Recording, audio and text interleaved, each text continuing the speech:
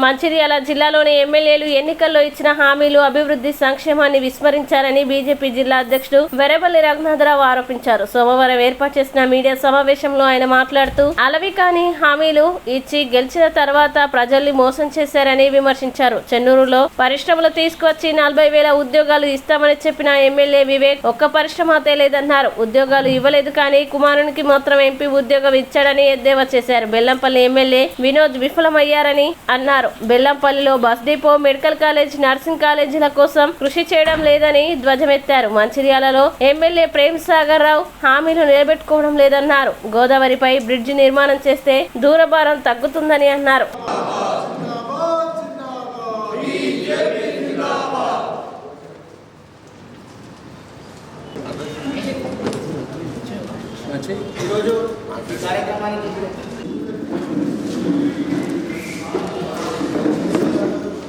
తెలంగాణలో కాంగ్రెస్ పార్టీ అధికారంలోకి వచ్చి ఏడాది అయింది.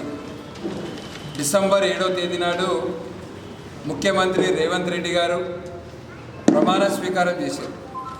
డిసెంబర్ 9 నాడు సోనియమ్మ జన్మదిన సందర్భంగా రైతులకు రుణమాఫీ పూర్తిగా అమలు చేస్తామని చెప్పిన ముఖ్యమంత్రి ఇప్పటి వరకు రుణమాఫీ సగం అయింది. ఇక నిన్నేమంటాడు ముఖ్యమంత్రి, రుణమాఫీ అయిపోయింది, ఎంత చేసినామో చేసే కాడికి చేసినామని.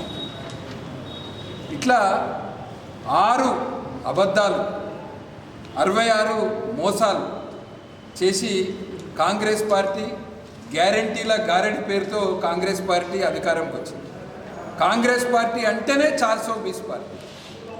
కాంగ్రెస్ పార్టీ 75 సంవత్సరాల చరిత్ర చూడదు. ప్రతిసారి ప్రజలను మోసం చేసి అధికారంలో తెచ్చింది. రైతులకు 15,000 రూపాయలు రైతు భరోసా ఇస్తామని చెప్పారు.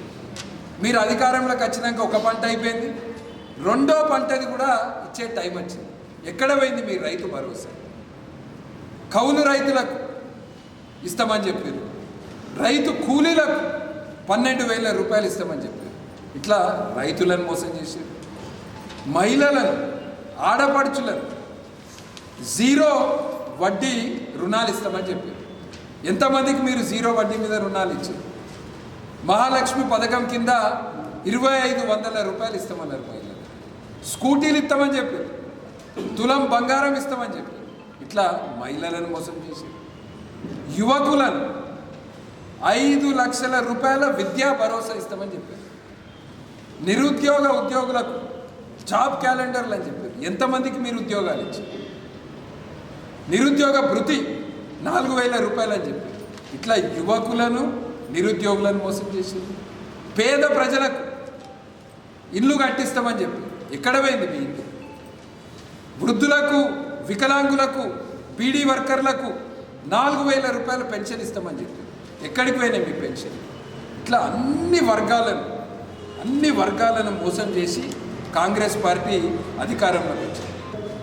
ఇక మన జిల్లాకి వస్తే, మన జిల్లాలో ప్రజలందరూ కూడా కేసీఆర్ పాలనను వదిలించుకోవాలని 3కి 3 సీట్లు కాంగ్రెస్ పార్టీ ఎమ్మెల్యేలను గెలిపించారు. 3 కాంగ్రెస్ ఎమ్మెల్యేలు మన జిల్లాలో భారీ మెజారిటీతోటి గెలిపించారు. ప్రజలు నమ్మిండ్రు. మన మంచిర్యాల జిల్లా ప్రజలు బతుకుల్లో మార్పు వస్తుందని నిజంగా నమ్మిండ్రు. ఇవాళ మంచిర్యాలలో ఏంది పరిస్థితి? మంచిర్యాల ఎమ్మెల్యే కక్ష సాధింపు చర్యలు, భయాందోళనకు గురి చేయడం, ప్రతిపక్ష పార్టీ రాజకీయ నాయకుల మీద అక్రమ కేసులు పెట్టడం, మంచిర్యాల మార్కెట్ల అభివృద్ధి పేరు మీద కూల్చివేతలు. ఎందుకు? అది కేవలం కక్ష సాధింపు. మీరు అభివృద్ధి పేరు మీద పనులు చేస్తే మేము సహకరిస్తాం, కానీ దానికి ఒక సిస్టమ్ ఉంటుంది, దానికి ఒక పద్ధతి ఉంటుంది. నోటీసులు ఇవ్వాలి, దాన్ని బట్టి మీరు చేయాలి.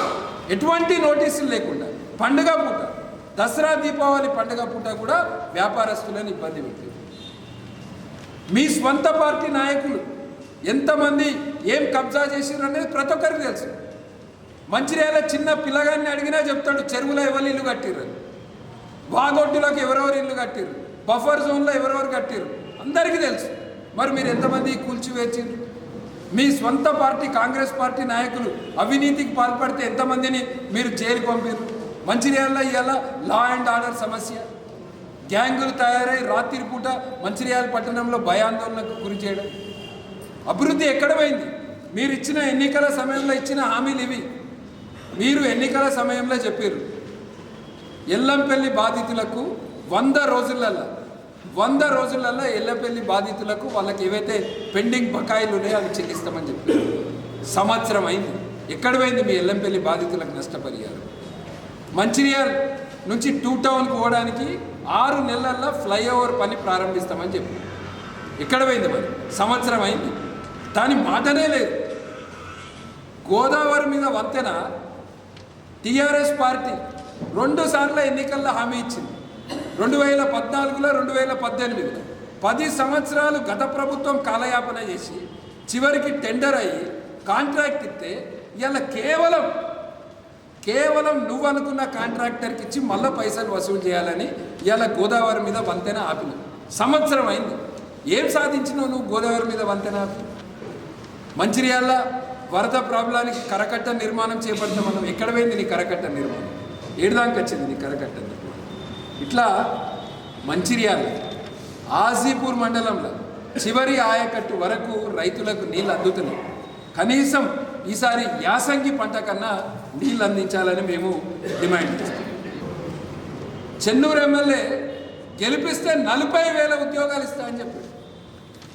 40,000 ఉద్యోగాలు చెన్నూరు ఎమ్మెల్యే. 4 కన్నా ఉద్యోగాలు ఇచ్చిండా? కొడుకుకు మాత్రం ఉద్యోగం ఇచ్చిండు. కొడుకులో ఇంటివన్నీ చేసిండు, ఉద్యోగం ఇచ్చిండు. ఎక్కడ పోయినా మీ యువకులకు ఉద్యోగాలు? చెన్నూరులో లెడ్ ఫ్యాక్టరీ పెడతా అని చెప్పారు.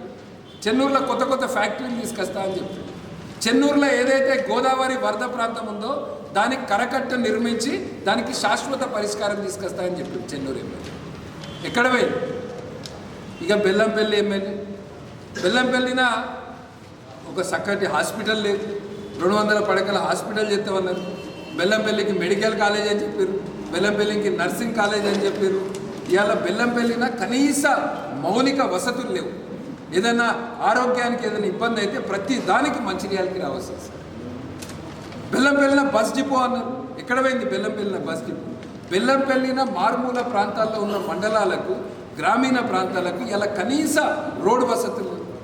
బెల్లంపల్లి ఎమ్మెల్యే 24 గంటలు అందుబాటులో ఉంటా అని చెప్పి 24 గంటలు నియోజకవర్గంలో ఉండి సేవలు అందిస్తా అని చెప్పి మరి ఎక్కడ పోయింది?